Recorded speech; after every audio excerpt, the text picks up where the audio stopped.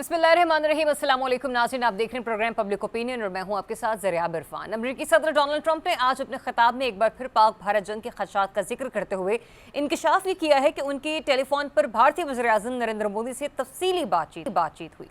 Trump के बकौल उन्होंने मोदी को दो टोक अल्फाज में कहा कि पाकिस्तान से जंग का सोचना भी मत।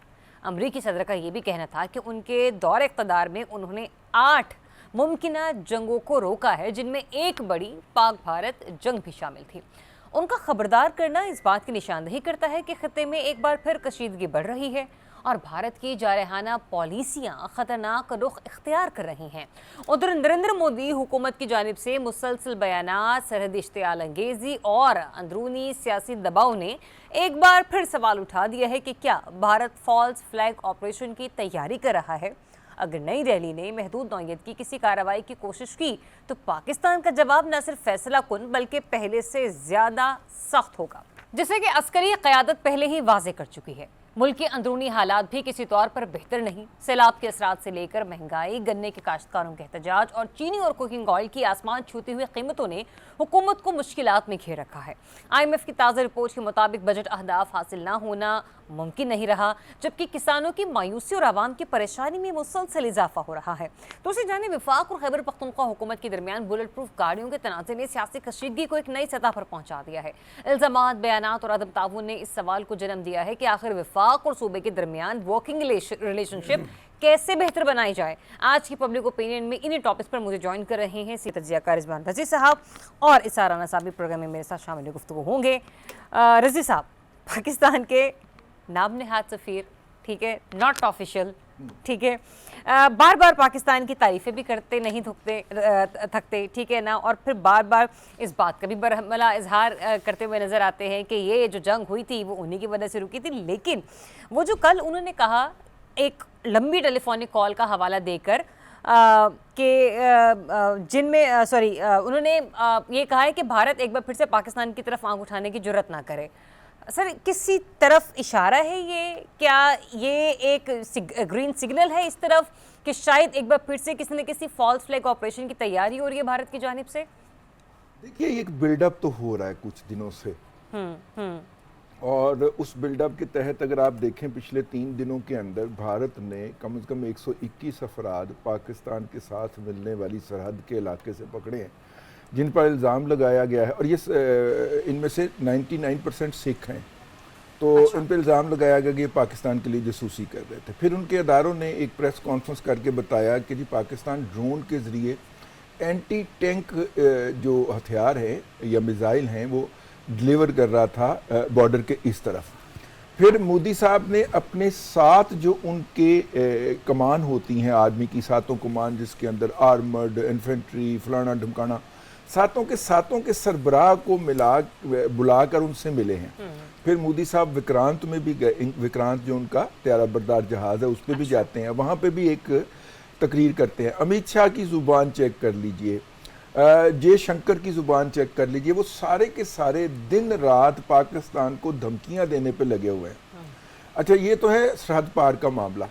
इधर पिछले एक हफ्ते के दौरान हमारे जो फील्ड मार्शल हैं उन्होंने 2 जगहों पे खिताब किया। एक कल कोयटा में किया और एक उससे पहले PMA की पासिंग आउट परेड में किया। PMA की पासिंग आउट परेड की उनकी तकरीर मैंने सुनी। उनकी ज़ुबान जो थी वो गैर मामूली तौर पे सख्त थी। अच्छा।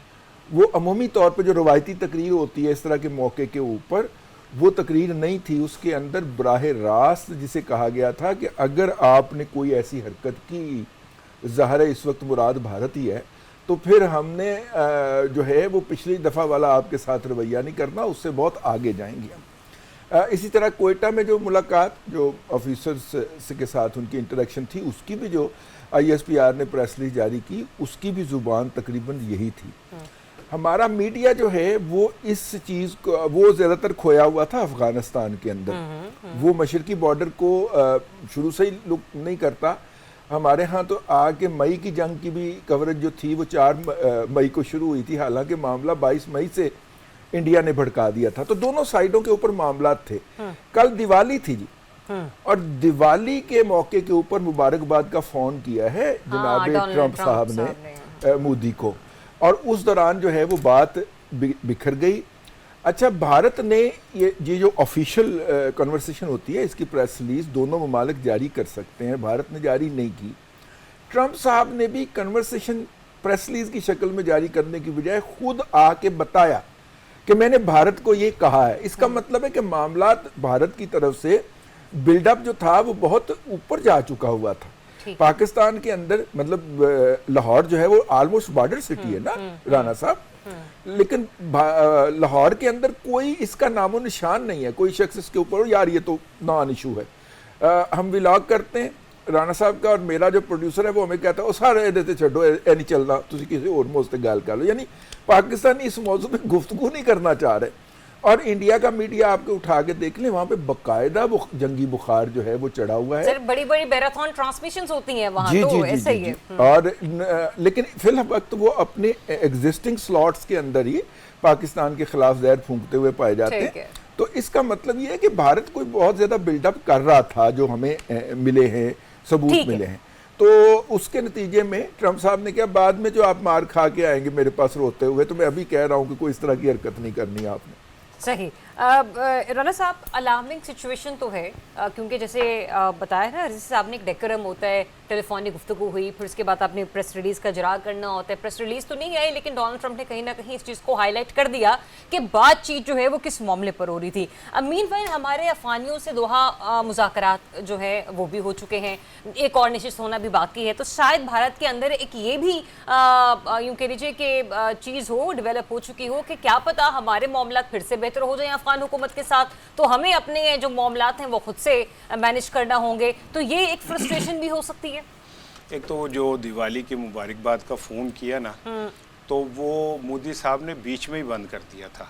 अच्छा? तो जब अमेरिका से पूछा गया कि बंद क्यों कर दिया, तो उन्होंने कहा कि हमें डर था कि कहीं आखिर में ये ना कह दें कि 6 तैयारे याद है ना, 7 तैयारे याद है ना, तो हमने डर से बंद कर दिया कि हमारे कान पक गए यार। पाकिस्तान के मुशीर दिफा डोनाल्ड ट्रंप जो है, पाकिस्तान की मुशीर दिफा डोनाल्ड ट्रंप जो है वो रोज हमें इतने तो जूते नहीं लोग मारते जितने वो हमें ताने मारते हैं तो हमें उनसे डर लगता है। लेकिन एक बात आप मेरी जहन में रखिए, कल भी रज़ी साहब, मैं अपने बच्चों से कोई बात हो रही थी तो मैं उन्हें कह रहा था कि जो भरम होता है ना, वो बड़ा कीमती होता है, और वो टूट जाए ना तो इंसान की सारी जिंदगी की तपस्या जो है ना खत्म हो जाती है। सही कह रहे। हमने 6-7 तैयारे नहीं गिराए थे एक्चुअली, हमने भारत का भरम गिरा दिया। क्या बात है क्या वो बात भरम जो उसने एक बना दिया था ना, कि पता नहीं मैं इमर्जिंग ताकत, दुनिया की नाकाबिले तरदीद उभरती हुई एक हकीकत, और हमारी इकोनॉमी वहां खड़ी है और तुम $1.5 अरब के लिए यूं करते हो, और हमारा तो इतना, ये वो सब कुछ खाक में मिल के रह गया। और मैं सलूट करता हूं अपने उन अजीम सिपाह के सरबराहान को जिन्होंने अपनी, और उन हीरोज को जिन्होंने हकीकतन फिजा में जाके मुकाबला करके भारत को बताया। नाकोचा ने जब आना, मुझे पहली दफा प्रैक्टिकली मैंने देखा कि किसे कहते हैं, तो ये क्रेडिट उन लोगों को जाता है। लेकिन इसके बाद देखिए, मैं ये जाती तौर पे समझता हूँ कामयाबी मिलना एक अल्लाह ताला की तरफ से लकी भी हो जाता है जी। लेकिन कामयाबी को बरकरार रखना इंसान की जिम्मेदारी है। हमने भारत का भरम तोड़ दिया, दुनिया में हमें, दुनिया ने मान लिया हमें कि कशकोल के अलावा हमारे पास मजबूत बाजू भी हैं। मजबूत बाजू है तो कशकोल उठाया हुआ इतनी देर से, तो दुनिया ने इस बात को मान लिया कि जनाब अली नहीं, ये भी एक ताकत है। अब इसको बरकरार रखना हमारी जिम्मेदारी है। फील्ड मार्शल साहब जिस लहजे में बात कर रहे हैं, वो इस वक्त की जरूरत है।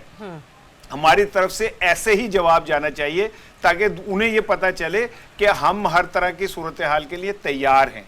लेकिन अगेन एक बात मैं कह दूं कि हमें लफ्जों से नहीं, प्रैक्टिकली तैयारी रखनी चाहिए। राणा साहब, ये पाक अफवाज है, पाकिस्तानी क्रिकेट टीम ने, तो मेरे ख्याल से हमें इतना परेशान होने की जरूरत नहीं है। लेकिन इसमें ना एक बात जो आपने इनसे पूछी थी और ये उसको अवॉइड करके तो मैं बता दूं, अफगानिस्तान वाली। हाँ, आज पाकिस्तान का एक टेक्निकल डेलीगेशन अफगानिस्तान पहुंचा है। ये किसी से मुलाकात नहीं करेगा, और ये वो डेलीगेशन है जिसका ऑफिशियली ऐलान किया गया है।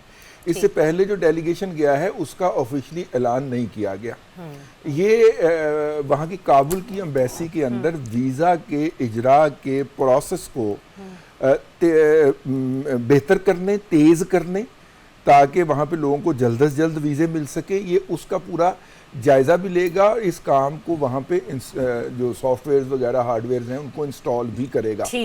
तो ये बेसिकली दोहा मुआहदे का फॉलो अप है, क्योंकि जो अफगानियों के मुतालबात थे उसमें वीज़ा के इजरा को आसान बनाना भी शामिल था और तोरखम, चमन और अंगूरंडा बॉर्डर खोलना भी शामिल था। तो जहाँ पे उन्होंने हमें मुआयना करवाया है और बताया है कि आपकी सेटिस्फेक्शन के लिए हम ये कर रहे हैं, तो पाकिस्तान भी उनकी सेटिस्फेक्शन के लिए। एक चीज़ मैं और कह दूं, जो रजी साहब की बात देखें, दोहा के मुआहदे के बाद एक तारीख बदली है। पहले ये कॉन्सेप्ट था ही नहीं कि अफगानियों को हमारे पाकिस्तान में आने के लिए वीज़ा लेना पड़े। ये तो हिस्ट्री बदल गई। सदियों से जो एक हमारे दरमियान, उनके दरमियान था, वो तो ऐसे ही समझते थे जैसे हम खाला के घर नानी के घर चले जाते हैं, ये सड़क पार करें उधर चले जाएं वो इधर। अब ऐसा नहीं होगा। अब उन्हें आने के लिए डॉक्यूमेंटेड आना, बताना पड़ेगा कि क्यों आ रहे हैं, पासपोर्ट पे वीजा लेना पड़ेगा, पासपोर्ट पे वीजा, और फिर उस मुद्दत में उन्हें वापस जाना पड़ेगा। ये तारीख बदल गई है। ठीक है, हूं असी भी कह सकते हैं बड़े फखर नाल के भाई आप ओवरस्टे हमारे मुल्क में निकले, खाली सानू नहीं तुसी दुनिया चो लोकी काट सकते, हम भी कर सकते हैं। ये ग्लोबल रिकॉर्ड है कि कोई एक मुल्क अगर किसी दूसरे मुल्क को दुनिया के सबसे ज्यादा वीजा जारी करता है तो वो पाकिस्तान करता है अफगानिस्तान के लोगों को। चलें, अब जहां पर हम अपनी पाक अफवाज की सलाहियतों का जिक्र है, वहीं पर मैं ब्रेक पर जाने से पहले सिर्फ एक चीज़ यहां पर हाईलाइट करना चाहती हूँ। पाक बहरिया की जो शानदार परफॉर्मेंस रही है आज, डेफिनेटली रिमार्केबल है, अपलॉडेबल है। $1 अरब मालियत की मनशियात समुद्र के नीचे से पकड़ना, ये बड़ी महारत का काम है, तो ये क्रेडिट उनको जाता है। और इसका मतलब हमारी सरहदें हों, हमारे पानी हो, हमारी फ़िज़ाएँ हों, माशाल्लाह सभी के सभी महफूज हाथों में। एक ब्रेक लेते हैं, आपको फिर से ज्वाइन करते हैं। स्टे ट्यून्ड जी, वेलकम बैक वंस अगेन। नाज़रीन, सैलाब से बजट अहदाफ हासिल नहीं हो सकेंगे, महंगाई बढ़ने का खदशा है, ये मैं नहीं कह रही, ये IMF कह रहा है। लेकिन सवाल यहाँ पर पैदा होता है कि सैलाब के 22 रवा माली साल 2025-26 के लिए मुख्तस बजट अहदाफ हासिल होना भी एक बहुत बड़ा सवालिया निशान है।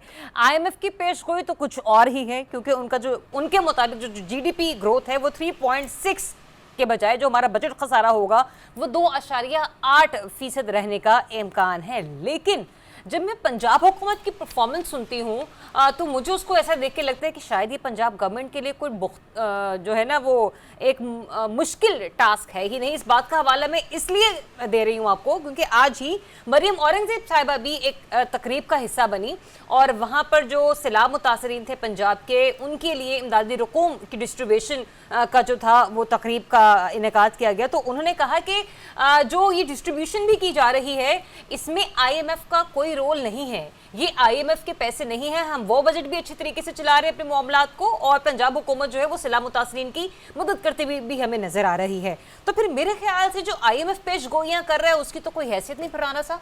नहीं, बिल्कुल IMF एक्चुअली उसकी पानी में डुबकियां नहीं लगी ना, तो उसको नहीं पता। हमने सैलाब के पानी में, हाँ जी हाँ, इसलिए उसे ज़मीनी हकायक का नहीं पता। अच्छा। उसे नहीं पता कि हम एक ऐसे सूबे में रहते हैं ना जहाँ गुर्बत है, ना बेचारगी है, ना भूख है। अब हॉस्पिटल में जाएं, बेड खाली पड़े हैं, वो डॉक्टर लोगों को पकड़ पकड़ के लाके जबरदस्ती सिरिंजे लगा रहे हैं, ठीक है ना। एक डॉक्टर थे कल राणा साहब ने फाड़ के ले गया ना, बड़ी मुश्किल छुड़वाया। नहीं, वो मुझे छोड़ दिया, फिर इन्हें पकड़ लिया। ये कसमें खाते रहे कि मुझे डेंगू नहीं है, उन्होंने कहा नहीं तुझे लगता डेंगू है तानू, फिर इन्होंने कहा नहीं मुझे डेंगू नहीं है, मुझे मरियम साहिबा से मोहब्बत है। अच्छा। फिर उन्होंने छोड़ा इन्हें। एक्चुअली बात यह कि आप जो मर्जी ऐलान कर लें कि जी हम यूं हैं, मैं तो तब मानूंगा कि जो IMF से इमदाद आएगी ना पंजाब रिफ्यूज कर देगा। और मैं इस बात पे भी हैरान हूँ, मेरे जो क्या कहते हैं मईशत दान है, जरा मुझे ये समझाएं। IMF से इमदाद आएगी जो आएगी। अच्छा। ये IMF से, सॉरी नहीं, जो हमें डोनर्स बैनुल अक़वामी डोनर्स जो देंगे वो वहां से। यार ये मेरा पॉइंट आपने खत्म कर दिया यार, मैंने अपने यहाँ डिस्कस कर। अच्छा नहीं, वो इसीलिए ना आपने करेक्ट कर लिया। हाँ, वो वैसे तो लोग कहते हैं कि दुश्मनों की खबर ना हो दोस्तों पे नजर रखनी चाहिए, मैं आप पे नजर रखता हूँ, ठीक है ना। मैं तो तब मानूंगा कि जो डोनर्स है ना वो इमदाद देंगे और हम इनकार कर देंगे। अच्छा। कि हाँ जी हम वाकई बड़े खुद कफील है। और मुझे नहीं समझ आती, अगर वाकई पंजाब हुकूमत पल्ले से ये सब कुछ खर्च रही है, तो इख्तिलाफ अपनी जगह पे ये बहुत बड़ी बात है अगर वो कर रहे हैं ऐसा। लेकिन मुझे ऐसा लगता है कि हर गेम में एक गेम मौजूद होती है। अच्छा, ठीक है, ये अगर इतने ही खुशहाल सूबा है तो सिंध, पंजाब, सिंध, केपीके और बलूचिस्तान का कसूर क्या है? वहां पे क्यों फिर इस तरह की गुर्बत है? आखिर ये सारा खून है क्या है, मतलब समझ ये से बाहर खून है। जो बरस रहा है, हाँ, रहमत की बारिश जो पंजाब में ही हो रही है, ठीक है ना। हम सुबह उठते हैं, बच्चे मेरे इतने बड़े डॉलर उठा के ले आए कि बाहर हवा में बिखरे पड़े थे, और पंजाब में तो दौलत रुलती फिर रही है। ठीक है, वो अलहदा बात है कि मैं अभी आपको दिखाता हूँ। सर, डॉलर टमाटरों की सूरत में हमें नजर आ रहे हैं यहाँ पे। मैं कह रहा हूँ कि आपको पता है, आईफोन, वो एप्पल वालों ने अपना ब्रांड चेंज कर दिया है। एप्पल की जगह उन्होंने टमाटो रख दिया है, ठीक है ना। अब टमाटो क्या नाम है, मोबाइल आएगा, एप्पल का कुछ नहीं आएगा। वो जो भी टमाटर भी साइड से खाया हुआ है, खाया हुआ होगा। हाँ, वो जो खाया होगा वो भी कोई एप्पल वालों ने भी गेम की हुई है। नहीं, वो जो टमाटर खाया हुआ होगा ना, वो आधा कटा होने के बावजूद 80-90 रुपए का होगा। ठीक है, सो मैं ये समझता हूँ टमाटर खाया हुआ है तो चो जाना है, नहीं, उन्होंने सुखा के रखे हैं। एने ना हांडी विच नहीं पाना है, टमाटर गंदा है। वो बड़े ज़हीन लोग हैं, उनका एप्पल अगर कटा हुआ भी है ना, तो उसमें कहीं पे भी इन्फेक्शन नहीं, उसमें वो पैदा कितना महंगा बेचते, यानी वो जो आयरन की वजह से वो लाली आ जाती है, उसमें कभी नहीं आएगी। ठीक है, उनके टमाटर भी बड़े पक्के, वो वाले टमाटर नहीं है जो हमारे हुक्मरानों को पढ़ने चाहिए और नहीं पढ़ते। तो मतलब हुकूमत मुश्किल में नहीं है। नहीं, मैं ये समझता हूं कि अगर रजी इस पे बात करेंगे कि देखिए, मैं सियासी हर एक बात पे इख्तिलाफ नहीं करना चाहिए। अगर पंजाब हुकूमत पल्ले से ये सब कुछ कर रही है अपने फंड से, तो ये बहुत बड़ी बात है, बहुत अच्छी बात है, और हमें खुद इंसारी की तरफ जाना चाहिए। हम हर वक्त भीख मांगने के अंदाज में, यहाँ सैलाब आता है और वहां बिलावल भुट्टो वजीर आजम को कहना शुरू कर देता है कि भाई फौरन इमदाद मांगो, फौरन इमदाद मांगो। अपने पैरों पे खड़े होकर कोशिश तो करें। मुझे लाख इख्तिलाफ होगा पंजाब हुकूमत से, की बात है सर, ठीक है, वो इतना मुतासिर भी नहीं हुआ। मैं यही कह रहा हूं ना, तो और मैं इसमें कोई दो राय नहीं है। अगर पंजाब हुकूमत ये सब कुछ कर रही है, देखिए इतनी मेहनत से, अब क्या कहते हैं, अब तो वो दौर भी बच्चों के चले गए जब वो जूस वाले डब्बे के ऊपर पैर मार के पटाखा मारते थे। अब उन पे तस्वीरें ऐसी छप गई हैं कि ऐसा हो नहीं सकता। चले, तो मैं इतनी मेहनत है तो इसको मान लेना चाहिए। रजी साहब, किसान नाराज हैं, अवाम भी महंगाई से परेशान है, अवाम में आप भी हैं, मैं भी हूँ, साराना साहब भी हैं। गवर्नमेंट के पास प्लान क्या है इन मुश्किलों से निकलने का? क्योंकि यहाँ पर जो गंदुम की प्राइस है ना, तो वो कंट्रोल में है, और ना ही हम ये देख रहे हैं कि वो मुकर्रर कर ली जा रही है, तो मैकेनिज्म की तरफ नहीं बढ़ा जा रहा। फिर इसमें पंजाब और सिंध में भी एक अलग अलग जो है ना, वो सर नज़रियात, या यूं कह लीजिए कि मौशी इख्तलाफात हमें नज़र आते हैं। ये एक क्वेश्चनेबल सिचुएशन है। देखिए, मैं इसमें ना एक बात जो है वो राना साहब के इल्म में इजाफा कर दूं। ये कह रहे हैं कि हुकूमत कुछ नहीं कर रही। सिंध हुकूमत ने कितना इनकलाबी इकदाम किया है राना साहब, चूंकि तेल वहाँ पे इंपोर्ट होता है, तो 3 रुपए लीटर जो है वो राना साहब जो है वो सिंध हुकूमत को देंगे, क्योंकि बदकिस्मती से या खुशकिस्मती से पोर्ट उधर वाक़ है। तो इसका 3 रुपए फी लीटर राना साहब जो हैं वो सिंध हुकूमत को देंगे। तो इतनी तो कोशिश कर रही, वहाँ पे इतनी कोशिश तो कर रही भाईजान, और कंटेनर खड़े, लाइन की लाइनें, आपका बुरान पैदा हो जाएगा पाकिस्तान में। जी, सूबाई टैक्स जो है वो एक वफाकी मासल के ऊपर लगता हुआ हमें नजर आ रहा है। 100 अरब रुपया तकसीम करने जा रही है जी मरियम नवाज शरीफ सलाबजदगान के अंदर, और उनका कहना कि ये हमने अपने रिसोर्सेज से निकाला है, जो उनके बजटरी रिसोर्सेज थे। और 100 अरब रुपया जो है वो यूं तकसीम करेंगे कि मतलब जिसके जानवर बहे हैं उसको 5 लाख, जिसका घर डैमेज हुआ है उसको 10 लाख, और जिसकी फसलें और घर दोनों डैमेज हुए हैं उसको 20 लाख, और जिसके फिर इनके अलावा जानवर भी चले गए हैं उनको 25 लाख रुपया बैंक ऑफ पंजाब में अकाउंट खुलवा के उसमें जमा करवा के उसको ATM दिया जाएगा कि जी आप इसको निकाल के खर्च कीजिए। राना साहब, जो एक बहुत बड़ा क्राइसिस आपको ठीक 4 से 5 महीने के बाद सामना करना पड़ना है, वो ये है कि जिन इलाकों में सैलाब आया है और सैलाब जो सिल्ट छोड़ के गया है, उस सिल्ट पे फसल उगाने के लिए ना आपको DAP खाद की जरूरत है ना यूरिया खाद की जरूरत है, वो खुद बहुत जरखेज मिट्टी है। आपने उस पर बीज बिखेरना है, ना उस पर बीमारी का हमला होना है, ना उसको खाद की जरूरत होनी है। ऐसे अल्लाह तबारक व तआला ने जमीन से खजाने उगल देने। जब फसलें हो जानी हैं ज्यादा, भले वो मकई की हो, भले वो गंदुम की हो, और भले वो चावल की हो, जब ये बम्पर क्रॉप आनी है तो उसका बायर नहीं होना, तो ये सिचुएशन देखते हुए वफाकी हुकूमत ने मेरा ख्याल 3 रोज़ पहले एक मीटिंग की थी, जिसमें हमने कहा कि जनाब वो जो पिछली दफ़ा IMF ने कहा था ना गंदम खरीदारी ना करें, तो वो हमसे गलती हो गई थी। तो इस साल हम 62 लाख टन, मैं इसे पॉजिटिव समझता हूँ कि 62 लाख टन गंदम जो है उसका ज़ख़ीरा हम बिल्डअप करेंगे। अब ये नहीं बताया गया कि ये वन टाइम है या हर साल हम ऐसे किया करेंगे। अब 62 लाख टन में से तकरीबन 45 लाख टन जो है वो पंजाब हुकूमत खरीदेगी या खरीद कर वफाक को देगी। एक बात ठीक है, उसके बाद कुछ 8 से 10 लाख टन जो है वो पास्को खरीदेगा। चलिए यूं 62 लाख टन का टारगेट, कुछ सिंध हुकूमत खरीदेगा, कुछ KP की खरीदेगा। और उन्होंने पूरे पाकिस्तान के अंदर गंदम का कम अज कम जो निर्ख है वो 3500 रुपया फी मन मुकर्रर करने का ऐलान कर दिया। मैं समझता हूँ ये बड़ा बरवक्त इकदाम है, क्योंकि अभी किसान ने इसकी काश्तकारी में जाना है। अब उसको प्रायोरिटाइज करने का मौका मिलेगा कि ठीक है 62 लाख टन हुकूमत ने खरीदनी है, वो स्टेबलाइजर के तौर पे मार्केट में मौजूद है, ये मेरे पास ऑप्शन है। मैं कपास मैं ये बीजूँ, गंदम बीजूँ या मेरा मतलब है मकई लगाऊं, क्या करूं? तो अच्छा, ये तो एक अच्छा हो गया। लेकिन यार रखिएगा, मुझे एक और टॉपिक पे भी आपसे आखिरी गुज़िश्ता साल किसान को ये कहकर कि सिंध हुकूमत 4100 में खरीदेगी गंदम और KP हुकूमत 4200 में खरीदेगी और पंजाब हुकूमत 3900 में खरीदेगी।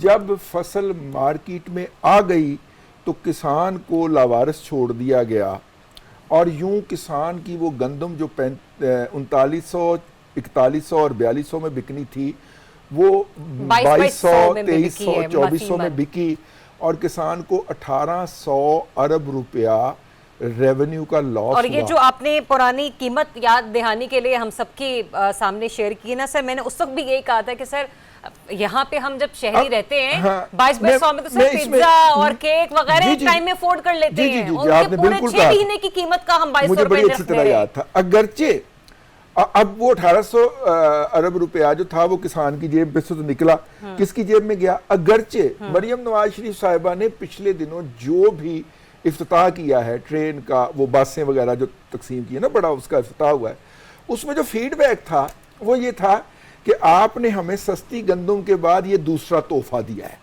अगरचे एक परसेप्शन ये भी मौजूद था मंडी के अंदर, लेकिन ये किसानों की जो कि पाकिस्तान की ज़राअत का मतलब पाकिस्तान के GDP का 18% GDP का शेयर है ना ये एग्रीकल्चर का, उसमें से आपने 1800 अरब रुपया निकाल के किसी और की जेब में डाल दिया या डालने दिया, आपने नहीं रोका। तो आई मीन ये चलिए ये गलती अगर आंडू हुई है तो हम इसको अप्रिशिएट करते हैं कि ये वाला 1800 नहीं, मजीद जो है वो किसान को वापस मिल गया। ठीक है राना साहब, दो चीजें और बड़ी इंपॉर्टेंट है, एक ना तो चीनी की कीमत कंट्रोल होती नजर आ रही है, ना ही कुकिंग ऑयल की हमें होती हुई नजर आ रही है। अब मैं चीनी की तरफ जरा आपकी तवज्जो चाहूंगी कि मुल्क भर में जो इस वक्त चीनी की कीमतें हैं सर, उसमें तकरीबन कोई 55 रुपए का इजाफा जो है ना वो फी किलो तक रिपोर्ट हुआ है। सबसे ज्यादा फैसलाबाद में जहां पर फी किलो चीनी थी 185, सिर्फ वो 230 रुपए में बिक रही है। ठीक है, इसके अलावा रावलपिंडी चले जाएं, वहां 185 से 190, फिर पिशावर की तरफ चीनी 190 से 195, और फिर इसके अलावा मुख्तलिफ, अगर मैं यहाँ पर कराची और दीगर भी शहरों के हवाले से बात करना चाहूँ, लेकिन जो सबसे ज्यादा स्केल हाई हुआ है वो फैसलाबाद में हुआ है। पैराफोर्स हमने सुना था ये बनाई गई है, CCD की तो आए रोज कोई ना कोई कारनामे हमें नजर आ रहे होते हैं, पैराफोर्स का तो बस मैं यही सुन रही होती हूँ कि बेचारे रेडी बांध जो होते हैं वो उनको देख के दौड़े लगा रहे होते हैं। अच्छा देखें, आपको मुझे नहीं समझ आती आपको क्या प्रॉब्लम है कि अगर किसी गरीब के घर में 2 पैसे जा रहे हैं तो आपको क्यों इतना परेशानी हो रही है?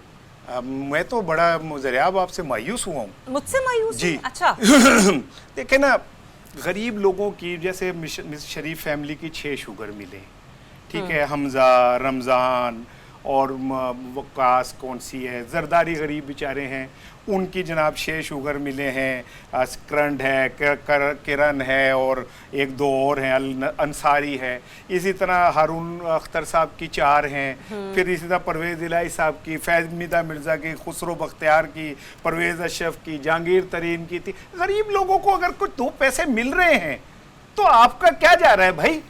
ये बेचारे भूखे नंगे, एक मिनट मेरी बात होने दें। शुगर करवा ली, नहीं मुझे मैं बता रहा हूँ, शुगर करवा ले, मैं अर्ज कर रहा हूँ, हो जाए कोई बात नहीं। जो रमजान, किरण और पता नहीं कौन कौन से नाम अपने गिनवाए ना, ये हमारे मोहल्ले के बच्चे नहीं है, ये इनका उन गुरबा में नाम ही नहीं है जिनके बारे में आप बात कर रहे हैं। बात का जवाब दें कि अगर ये वो गुरबा के नाम नहीं है तो कौन जिम्मेदार है? ये लोग इस मुल्क के ऊपर, मुल्क चलाने वाले, गरीबों को आसानियां देने वाले, अगर वो खुद कमाने के लिए बैठे हुए तो ये मुल्क कैसे चल सकता है? मुझे बताएं। अगर कातिल ही मकतूल के सर के ऊपर बैठा हुआ है और मकतूल ये समझेगा कि जी मेरा कातिल मुझे माफ करेगा, मेरे पपियां लेगा, तो ये तो इससे बड़ी हमाकत कोई नहीं है। आप उन लोगों से खैर की तवक्को कर रहे हैं जिनका कारोबार है। यार, ये शुगर मिले 50, 60, 70, 200, 250 रुपए किलो चीनी जो बिक रही है, उसके पैसे रजी की जेब में जा रहे हैं, आपकी जेब में जा रहे हैं, मेरी जेब में जा रहे हैं। जिनकी जेब में जा रहे हैं वही बैठ के पार्लियामेंट में महंगाई कम करने की तकरीरें कर रहे होते हैं, वही सारे इकट्ठे होकर जुलूस निकाल रहे होते हैं, लॉन्ग मार्च कर रहे होते हैं महंगाई खत्म करने के लिए। एक कैसा मजाक बनाया हुआ आपने? आप खुद बैठ के नाखूनों से ऐसे नोच रहे हैं कौम को। शुगर मिले आपकी, आईपीपीज आपकी, आटा मिले आपकी, फिर आप कहते हैं जी मुल्क में महंगाई है। तो मैं क्या जाके मोदी से पूछूं? मैं जाके ट्रंप से सवाल करूं? उसकी है फैक्ट्रियां, उसकी मिले हैं। राना तनवीर साहब जो हैं, राना साहब का अपना भी शायद ये सॉल्वेंट एक्सट्रैक्शन का प्लांट है, ये जो बीज से तेल निकालने वाला है, और राना साहब घी की कीमतें मैनेज कर रहे हैं। अब ये क्लैश ऑफ इंटरेस्ट है, ठीक है। इसी तरह राना साहब प्लीड कर रहे हैं शुगर मिलों का सारा इशू, ठीक है, इंडस्ट्री के मिनिस्टर के तौर पे या जो भी सूरत हाल है। अब ये भी क्लैश ऑफ इंटरेस्ट है, ऐसा नहीं होना चाहिए ना, मेरा मतलब है।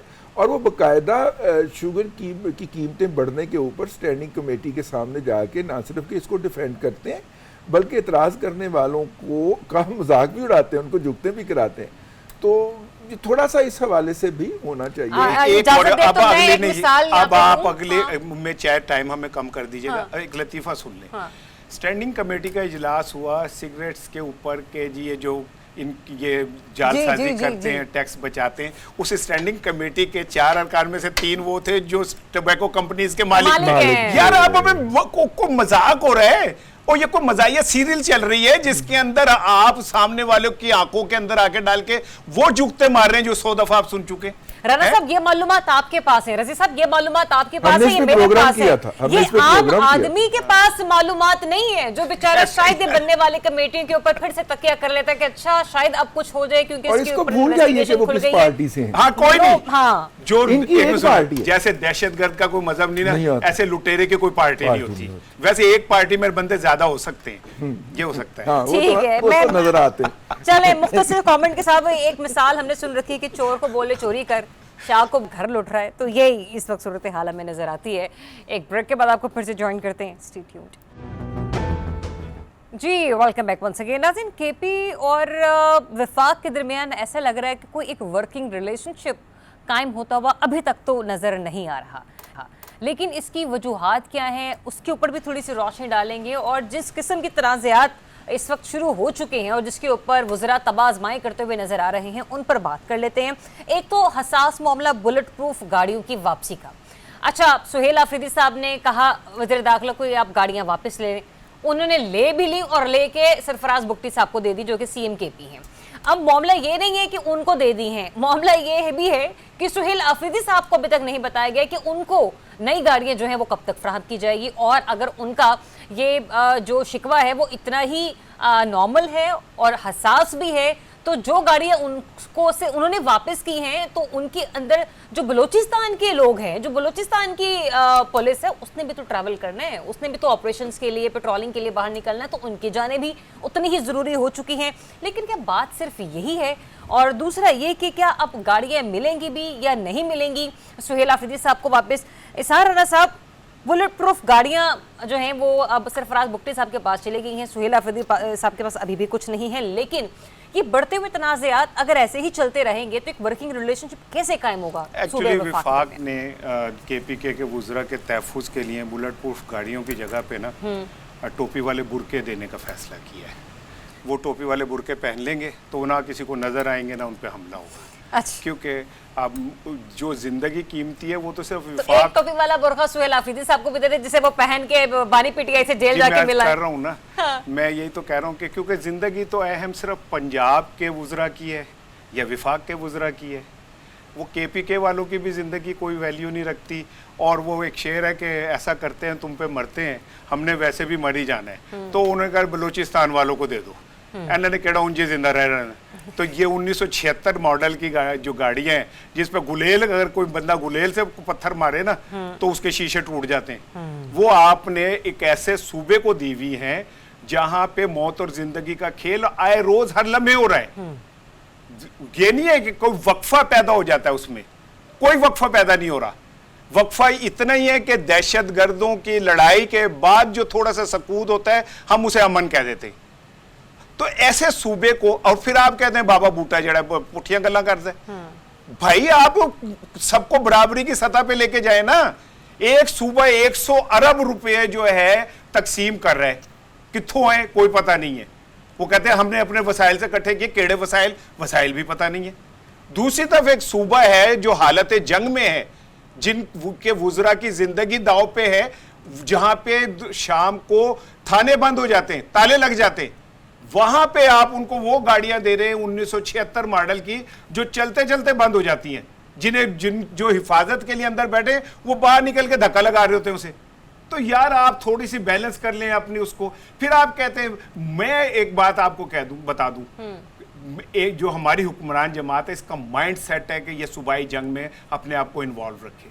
1990 में बेनजीर भुट्टो के खिलाफ जब ये यहाँ पे पंजाब में थे तब भी ऐसे ही हुआ। जाग पंजाबी जाग तेरी पग नू लग गया दाग, तब भी ऐसे ही हुआ। उसके बाद आज तक पंजाब की विफाक से तभी बनी जब विफाक में इनका अपना वजीर आजम हुआ, अदरवाइज कभी नहीं बनी। ठीक है। सो मैं ये समझता हूँ कि मेरा ख्याल है कि जो हमारे वजीर आजम साहब हैं, मैं तो उनका वैसे ही फैन हूँ। जिस खूबसूरत अंदाज में उन्होंने डोनाल्ड ट्रंप को सलूट मारा था, ऐसा तो सलूट मैंने मैट्रिक में 20 नंबरों के लिए जब मैं वो रजाकारी की तरबियत हासिल कर रहा था तब मारा था। अच्छा रज़ी साहब, मुझे ये बताइए कि मुझे तो ये इसार अनस आपका आर्गुमेंट है ना कि एक ही सूबे की गवर्नमेंट हो, एक ही पार्टी की गवर्नमेंट हो तो मामला बेहतर चलते हैं, लेकिन हमने तो देखा है कि गंडापुर साहब की वजारत आला चले जाने के बाद भी वज़रा प्रेस कॉन्फ्रेंसेस करते हुए नजर आए, हुकूमत के, विफाक के, पंजाब के।